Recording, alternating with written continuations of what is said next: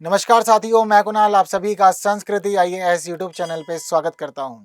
आज फिर एक बार हम लोग आर्ट एंड कल्चर की क्लास में एक इंपॉर्टेंट टॉपिक डिस्कस करते हैं जो वर्ष भर चर्चाओं में रहा। तो आज हम लोग बात करने वाले हैं वर्ष भर चर्चाओं में रहे व्यक्तित्वों के बारे में। जो प्रमुख व्यक्तित्व इस साल चर्चाओं में रहे उनके बारे में अच्छे से जानेंगे, समझेंगे और आगे बढ़ेंगे। तो आइए सबसे पहले हम लोग जानते हैं महावीर स्वामी के बारे में। ये क्यों चर्चा में थे और इनसे जुड़ी हुई क्या क्या बातें ध्यान आपको रखनी है। तो देखिए, हाल ही में प्रधानमंत्री ने महावीर जयंती के अवसर पर भगवान महावीर के 2550वें निर्वाण महोत्सव का उद्घाटन किया। इस वजह से ये मामला चर्चाओं में आया था। जैन धर्म के बारे में चीजों को समझते हैं तो क्या पता चलता है कि ये धर्म ऋग्वैदिक काल से संबंधित है, यानी कि काफी ज्यादा पुराना है अपने आप में। जैन धर्म में कुल 24 तीर्थंकर हुए जिनको महान उपदेशकों के रूप में भी जाना जाता है। पहले तीर्थंकर ऋषभदेव, जबकि 23वें पार्श्वनाथ और 24वें वर्धमान महावीर जिनको हम लोग महावीर स्वामी के रूप में जानते हैं। और जो प्रमुख विस्तारक माने जाते हैं जैन धर्म के, वो भी वर्धमान महावीर ही माने जाते हैं। जैन धर्म बाद में दो संप्रदायों में बढ़ जाता है, श्वेतांबर और दूसरे दिगंबर कहलाते हैं। वर्तमान महावीर के बारे में जीवन से जुड़ी कुछ खास बातों में पता चलता है कि इनका जन्म 540 ईसा पूर्व वैशाली में हुआ था और इनके पिता सिद्धार्थ थे, जबकि इनकी माता का नाम त्रिशला था। 30 वर्ष की उम्र में इन्होंने अपना घर छोड़ दिया और उसके बाद 42 वर्ष की उम्र में इनको कैवल्य यानी कि पूर्ण ज्ञान की प्राप्ति होती है। इसके बाद हम देखते हैं कि ये अलग अलग जगह जैन धर्म का प्रसार करते हैं। इनमें प्रमुख राज्य कौशल, मगध, मिथिला, चंपा आदि शामिल है और 72 वर्ष की आयु में उनका राजगीर में निधन हो जाता है। ठीक है, कुछ बातें जैन धर्म से जुड़ी हुई जैन धर्म के सिद्धांतों की। तो जैन धर्म के सिद्धांतों में 5 महाव्रत अपने आप में बहुत ज्यादा खास है। 5 महाव्रतों में सबसे पहला है सत्य, यानी कि आपको कभी भी झूठ नहीं बोलना है। ब्रह्मचर्य यानी कि अविवाहित जीवन जीना है, आजीवन आप कभी भी विवाह नहीं करेंगे। अहिंसा यानी कि हिंसा कभी भी नहीं करनी है और हिंसा का नियम बहुत ज्यादा कठोर हुआ करता था जैन धर्म के अंदर। यहाँ पर यह समझ लीजिए, छोटे छोटे जीव जो हुआ करते थे उनके लिए भी अहिंसा की बात की जाती थी और इतना कहा जाता था कि आपको कृषि नहीं करनी है, क्योंकि कृषि के दौरान छोटे छोटे जीवों की मृत्यु हो जाती है, तो इसलिए कृषि से भी परहेज करना है। अपरिग्रह यानी कि जीवन में कभी भी संपत्ति का संचय नहीं करना है और अस्तेय यानी कि कभी भी चोरी नहीं करनी है। ये सारे इसके 5 महाव्रत हुआ करते थे। इन 5 महाव्रतों के अलावा इसके अंदर त्रिरत्न थे जिनको सम्यक श्रद्धा, सम्यक ज्ञान और सम्यक आचरण के रूप में जाना जाता है। इसके साथ ही हम 2 जैन संगतियों की बात भी करेंगे, ठीक है, उनके बारे में समझेंगे। तो 2 जैन संगतियों में जो पहली थी वो हुई थी 300 ईसा पूर्व में। 300 से पूर्व की बिजान संगति ये पाटलिपुत्र में हुई। इसकी अध्यक्षता की गई स्थूलभद्र के द्वारा।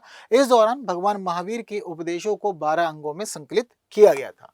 दूसरी जैन संगति जो थी ये हुई थी 512 ईस्वी में, वल्लभी में हुई और अध्यक्षता की इसकी देववृद्धि गणि ने। भगवान महावीर के उपदेशों को 11 अंगों में व्यवस्थित रीति से संकलित किया गया था और जो इसका 12वां अंग था वो उस समय तक लुप्त हो गया था। हम देखते हैं कि पहली संगीति के अंदर 12 अंगों को संकलित किया गया था, तो व्यवस्थित रूप से नहीं किया गया था। तो ये काम होता है दूसरी संगीति में, लेकिन इस दौरान 12वां अंक भी लुप्त हो चुका होता है और पीरियड भी काफी लंबा है। एक तरफ हम लोग देख रहे हैं कि बात हो रही है 300 ईसा पूर्व की और दूसरी तरफ हम लोग 512 ईस्वी में आ जा रहे हैं। तो समझ लीजिए कि लगभग 800 सालों का अंतर यहाँ देखने को मिल जाता है। ठीक, चलिए आगे बढ़ते हैं और थोड़ी बातें जानते हैं नाना जगन्नाथ शंकर सेठ की। बातें क्यों जाननी है? क्योंकि महाराष्ट्र मंत्रिमंडल ने रेल मंत्रालय को बोला कि आप मुंबई सेंट्रल का नाम बदल दीजिए और मुंबई सेंट्रल रेलवे स्टेशन का नाम बदल करके आप इसका नाम नाना जगन्नाथ शंकर सेठ कर दीजिए। क्यों करना है और कौन है ये खास व्यक्ति, इनके बारे में समझते हैं। तो देखिए, नाना जगन्नाथ शंकर सेठ जो है ये महाराष्ट्र के ठाणे जिले में इनका जन्म हुआ था, एक ब्राह्मण परिवार के अंदर। इनके पिता हैं शंकर मुरुकटे। ठीक है, इनके योगदान क्या रहे? उनके योगदान की वजह से इनकी खास भूमिका मानी जाती है। ये बात हमेशा ध्यान रखिएगा कि आपका जन्म कहाँ हुआ है, किस कुल में हुआ, किस परिवार में हुआ, ये बहुत अधिक महत्व नहीं रखता है। अगर आपके कर्म बहुत ही ज्यादा खास हैं तो, और बहुत ज्यादा बुरे हैं तो भी, दोनों ही जगह पर ये बात ध्यान रखिएगा कि मामला जो है वो कुल का या जाति धर्म जो भी है उसको, उसके अंदर चीजों को कनेक्ट नहीं करेगा। वो आपकी जो इमेज बनेगी वो कर्म से ही बनेगी। मुंबई में वास्तुकार की भूमिका निभाई है, क्योंकि मुंबई के अंदर जो प्रमुख इमारतें हैं, सड़क हैं और मार्ग हैं, उन सभी की योजना के लिए प्रमुख योजनाकार यही थे। शिक्षा की व्यवस्था में भी इन्होंने काम किया और इन्होंने स्कूल स्थापित करने के लिए अपनी परिवार की जो स्वामित्व वाली जमीन थी वो भी दान कर दी थी, यानी कि अपनी खुद की जमीन पे इन्होंने स्कूल बनवाया था। बालिकाओं की शिक्षा के लिए खास काम किया और जो स्कूल स्थापित हुआ था उसको नाम दिया था बॉम्बे नेटिव स्कूल। बाद में यही Bombay native school school Elphinstone college के रूप में जाने लगा। ठीक है, तो बाद में बॉम्बे नेटिव स्कूल ही एलिफेंस्टन कॉलेज के रूप में जाना जाने लगा। वहीं हम लोग देखते हैं कि भायखला में डॉक्टर भाऊ दाजी लॉर्ड संग्रहालय को बढ़ावा देने के साथ साथ भवानी शंकर मंदिर बनवाना, राम मंदिर बनवाना, ये सारे इनके प्रमुख कार्यों के रूप में जाने जाते हैं। रेलवे परियोजनाओं में भी इन्होंने बड़ी भूमिका निभाई, क्योंकि 16 अप्रैल 1853 में जब बोरी बंदर और ठाणे के बीच भारत की पहली ट्रेन परियोजना जो थी, उसके विकास में भी इन्होंने बड़ी भूमिका निभाई है। राजनीतिक योगदान भी इनका खास रहा, क्योंकि बॉम्बे विधान परिषद में मनोनीत होने वाले पहले भारतीय रहे और एशियाटिक सोसाइटी ऑफ मुंबई के अंदर भारतीय सदस्य की रूप में भूमिका इन्होंने निभाई थी। अगर बात करें इनकी विरासत और प्रभाव की, तो अर्थशास्त्र के प्रसिद्ध विद्वान गंगाधर गाडगिल ने उन्हें आधुनिक भारत का वास्तुकार भी कहा है। और वहीं आर्थिक राष्ट्रवाद के उनके दृष्टिकोण ने भारत की स्वतंत्रता प्राप्ति में दादा भाई नौरोजी और जस्टिन स्टार्डे जैसे स्वतंत्रता सेनानियों को प्रभावित भी बहुत किया था। तो काफी लोगों ने सीखा है इनसे, इसी वजह से बहुत ज्यादा खास, और कह रहे हैं कि भाई मुंबई सेंट्रल का नाम बदल के इनके नाम पर कर दीजिए। आइए आगे बातें जानते समझते हैं महर्षि दयानंद सरस्वती के बारे में, क्योंकि केंद्र सरकार ने इनकी 200वीं जयंती के उपलक्ष्य में साल भर चलने वाले समारोह की निगरानी के लिए एक उच्च स्तरीय समिति का गठन किया था, जिस वजह से मामला चर्चाओं में आया था। बात करें दयानंद सरस्वती के जन्म की, तो एक समाज सुधारक थे। ठीक है, इनका जो जन्म था ये 1824 में काठियावाड़ गुजरात में हुआ था, और इनका जो मूल नाम था वो मूल शंकर था। इन्होंने जीवन में कई महत्वपूर्ण रचनाएं की, जिनमें सत्यर्थ प्रकाश हिंदी में एक रचना है, वेद भाष्य भूमिका, वेदों पर उनकी टीका, और वेद भाष्य यजुर्वेद पर संस्कृत में एक वैदिक भाष्य है, इन सभी के जीवन में रचनाएं की। वहीं इनका दर्शन भी अपने आप में बहुत खास है। वैदिक विचारधारा की बात करें तो मानव निर्मित कर्मकांड और मूर्ति पूजा का विरोध किया इन्होंने। इसके साथ साथ ये देखते हैं कि इन्होंने वैदिक विचारधारा को पुनर्जीवित करने की दिशा में बड़े काम किए। वेदों की परम सत्ता को उन्होंने स्वीकार किया। सत्यार्थ प्रकाश में इन्होंने वैदिक सिद्धांतों की ओर वापसी का उल्लेख भी किया और काफी जोर दिया कि वेदों की ओर लौटो, और ये नारा देते हुए वेदों पे बहुत फोकस किया इन्होंने अपने जीवन में। इसके अलावा धर्म के प्रचार में भी इन्होंने बड़ी भूमिका निभाई। पक्षपात से मुक्त और सत्य निष्ठा के प्रतीक के रूप में धर्म का प्रचार इन्होंने अपने जीवन में किया। जाति प्रथा की बात करते हैं तो उन्होंने दावा किया कि जाति वंशानुगत नहीं होती है, बल्कि यह व्यक्ति की प्रतिभा और स्वभाव पर आधारित होती है। जैसा उसकी प्रतिभा होगी, जैसा उसका स्वभाव होगा, वह उसी प्रकार की जाति में गिना जाना चाहिए। जाति संस्था का पूरी तरह से विरोध तो नहीं किया, लेकिन सुधारों की वकालत की। छुआछूत की प्रथा के खिलाफ ये खड़े रहे और सभी जातियों के लिए वैदिक शिक्षा की वकालत करते रहे अपने जीवन में। ठीक है, महिला एवं शिक्षा की बात करते हैं तो देखिए, दयानंद सरस्वती ने बाल विवाह और विधवा महिलाओं के बहिष्कृत स्थिति के विरुद्ध इन्होंने काफी ज्यादा अभियान चलाए और अपनी बातें रखी। महिलाओं की शिक्षा पर इन्होंने काफी ज्यादा कार्य किया और अभियान चलाए। इनका ये मानना था कि भाई शिक्षा की जो जिम्मेदारी है वो राज्य की होनी चाहिए और राज्य ही सारा का सारा खर्च उठाए। अनिवार्य शिक्षा की बात ये लगातार करते रहे। पूर्ण बदलाव की शुरुआत हुई थी शिक्षा प्रणाली में इनकी वजह से, और देखते हैं कि भारतीय छात्रों को समकालीन अंग्रेजी शिक्षा के साथ साथ वेदों का अध्ययन करवाया जाए, ये इन्होंने महत्वपूर्ण विचार प्रस्तुत किया था। इन्होंने एक अपडेटेड सिलेबस भी दिया था। ठीक है, और इसके अलावा देखते हैं दर्शन की बातें इनकी, क्योंकि इनका राजनीतिक दर्शन भी बहुत खास माना जाता है। तो राजनीतिक दर्शन में दो बातें करते हैं, एक प्रबुद्ध राजशाही की। ठीक है, प्रबुद्ध राजशाही में ये बोलते हैं कि भाई मनुस्मृति से इन्होंने कुछ तत्व लिए और इन्होंने कहा कि राजशाही के अंदर धर्म के पालन के आधारित से जुड़े हुए तत्व भी शामिल होने चाहिए। यानी कि आप बेशक राजा हो, लेकिन आप धर्म को भी साथ में लेके चलें अपनी नीतियों के अंदर, अपने निर्णयों के अंदर, तो अच्छा रहेगा। दूसरी स्थिति इनकी जो रहती है वो रहती है निर्वाचित प्रतिनिधित्व को लेकर के। ये कहते हैं कि लोकतंत्र से ये संबंधित है। ठीक है, सामाजिक आंदोलन की बात करें तो गोरक्षा आंदोलन और शुद्धि कार्यक्रम इन्होंने काफी शुरू किए। शुद्धि आंदोलन का उद्देश्य था जो लोग हिंदू धर्म को छोड़ चुके हैं वह लोग वापस आ जाएं और वापस आकर के उनको प्रॉपरली हिंदू बना लिया जाए। तो खास तौर पर इस समय ईसाई धर्म में लोग जा रहे थे, तो उन लोगों की धर्म में वापसी करवाने के लिए ये धार्मिक आंदोलन इन्होंने चलाए थे। राष्ट्रीय आंदोलनों की बात करें तो स्वराज का विचार इन्होंने 1876 में दिया, और स्वराज का विचार जो था इनका वो इंडिया फॉर इंडियंस के रूप में सामने आया था। बाद में लोकमान्य तिलक, महात्मा गांधी, इन सभी लोगों ने भी स्वराज को अपनाया और काफी अपने आंदोलन चलाए। इन्होंने तर्क देते हुए अंग्रेजों की आलोचना की। ठीक है, लेकिन प्राचीन भारतीय व्यवस्था पे उदाहरण देते हुए इन्होंने चीजों को समायोजित करने का प्रयास किया। राजाओं से बात करने के बाद उन्होंने स्वदेशी के लिए प्रेरित किया, समझाया कि राजाओं को स्वदेशी अपनाना चाहिए, विदेशी पर डिपेंडेंसी नहीं दिखानी चाहिए। आर्य समाज की स्थापना करी, जो इनके एक बड़ी कार्य माना जाता है। 1875 में दयानंद सरस्वती ने बॉम्बे में आर्य समाज की स्थापना की। इसका संविधान जो था वो लाहौर के अंदर लिखा गया था। ठीक है, एकेश्वरवादी हिंदू व्यवस्था के रूप में इसकी स्थापना होती है और अनुष्ठानिक कर्मकांडों और सामाजिक हठ धर्मिताओं को यहाँ पर इग्नोर किया जाता है। कहा जाता है कि जो कर्मकांड है उससे परे रहेंगे, और हठ धर्मिता यानी कि ऐसे सिद्धांत जो बहुत ज्यादा जर्जर हो, पुराने हो और कड़े हो, तो उससे दूर रहा जाए, वही अच्छा है। काल्पनिक मान्यताओं से दूर ले गई है अपने सिद्धांतों के अंदर आर्य समाज में, और कृणवंतो विस्मार्यम आर्य समाज का नारा दिया, और इसका अर्थ है विश्व को आर्य श्रेष्ठ बनाते चलो। यानी कि संसार को मनुष्य के रहने के लिए सभी तरह से सर्वोत्तम स्थान बनाया जाए, ये आपको कार्य करना होगा। तो उसका अर्थ है, इसका जो शब्द है वो है कृण्वन्तो विश्वमार्यम। क्लियर है बात सारी की सारी। इन्होंने ये इनका पहला हिंदू संगठन है, मतलब देखते हैं कि व्यवस्था में पहला हिंदू संगठन यही लेकर के आते हैं और हिंदू धर्म में धर्मांतरण को रोकने का कार्य करते हैं।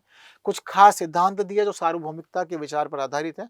शुद्ध ज्ञान का स्रोत ईश्वर है, कार्यों का नैतिक औचित्य अनिवार्य, और अज्ञानता के अंधकार को ज्ञान की किरणों से दूर किया जा सकता है। आर्य समाज ने बड़ी संख्या में शैक्षणिक संस्थान और अनाथालय भी खोले, ये भी देखने को मिलते हैं। 1886 में लाहौर में पहला इन्होंने डीएवी कॉलेज, डीएवी स्कूल यानी कि दयानंद एंग्लो वैदिक स्कूल खोला। 1892 में आर्य समाज का गुरुकुल और कॉलेज समूह में विभाजन हो गया, यानी कि 1892 में आर्य समाज दो भागों में बट गया। एक रूढ़िवादी समूह था, एक उग्र सुधारवादी समूह था। तो यहाँ पर विभाजन हो जाता है आर्य समाज का, और एक को गुरुकुल कहा जाता है और दूसरे को कॉलेज समूह कहा जाता है। ठीक है, तो गुरुकुल मतलब पुरानी विचारधारा और कॉलेज समूह मतलब नई विचारधारा। हम लोग देखते हैं पहले गुरुकुल ही चला करते थे और अब कॉलेज या स्कूल हम लोग कहते हैं, तो उसी पे याद आधारित है, तो इजीली याद कर सकते हो। रूढ़िवादी गुट के नेता स्वामी श्रद्धानंद बने और उग्र सुधारवादी गुट के नेता थे नेता लाला हंसराज। ठीक है, विभाजन इस बात की वजह से हुआ था कि किस भाषा को बढ़ावा दिया जाए और किस प्रकार का भोजन परोसा जाए, तो दिन में आपस में विवाद हो गया। स्वामी श्रद्धानंद पुरानी चीजों को लेकर चल रहे थे और जो लाला हंसराज थे वो नई चीजों को लेकर चल, तो विवाद हुआ तो बढ़ गए अपने अपने अनुयायियों को लेकर के, अपने जो इनके इनमें जो विश्वास रखने वाले लोग थे उन सभी को लेकर के ये बढ़ते चले गए। ठीक है, चलिए आगे की बात कर लेते हैं स्वामी विवेकानंद की।